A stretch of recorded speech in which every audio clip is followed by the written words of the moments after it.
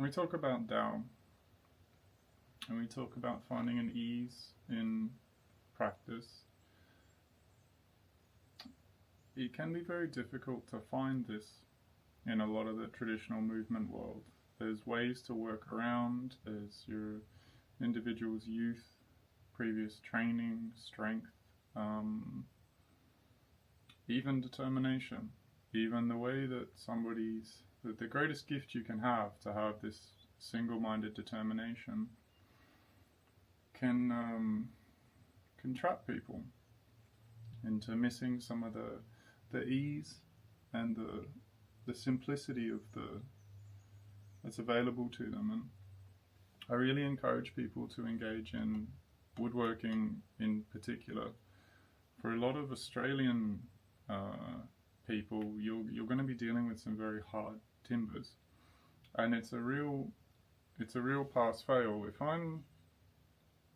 I'm not engaged with my spoon here, as you start to notice, there's a very clear grain running here, and if I'm absent-mindedly hacking into my spoon and trying to make these cuts in opposition to the grain that I'm looking at, I will make a spoon. It's going to be a very rough spoon, and it's probably going to break. And there's something very unique in the development of having to actually engage with an object external to yourself and read the scenario. In simplistic terms, if I wanted to make a cut here, I put all of my focus and attention into the actual timber itself. After a while, the eye develops into, okay, well, clearly here is where the timber is telling me to make my cut. Use my rusty old knife, and I'll be making one incision, and essentially effortlessly removing this big chunk that I had to get rid of. If I wanted to be working, shall we say, absent-mindedly, and I go, okay, well, I'm going to force the biggest effect to happen, I'm going to try and take off a chunk in oppositional to the grain. Try it. The key principle being, though, that the arts, crafting, calligraphies, even the world of music, will teach you significant amounts about your movement practice that's not as readily available.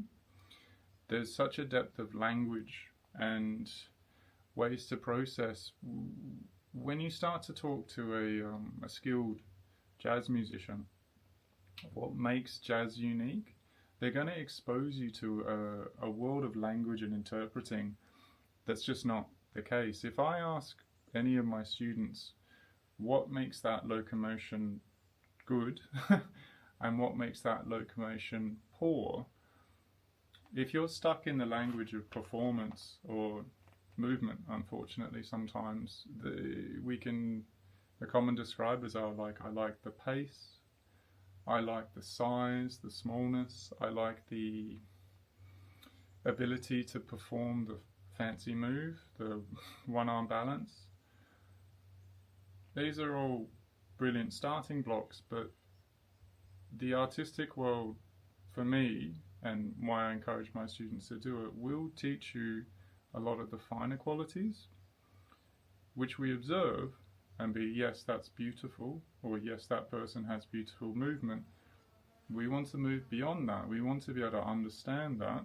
What are the qualities? How does this person achieve such ease in difficult feats?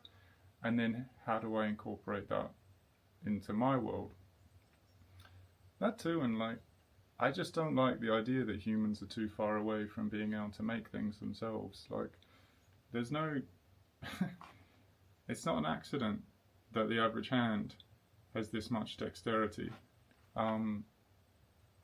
If you spend your whole life just on a pair of gymnastic rings, your hands are going to shape to that.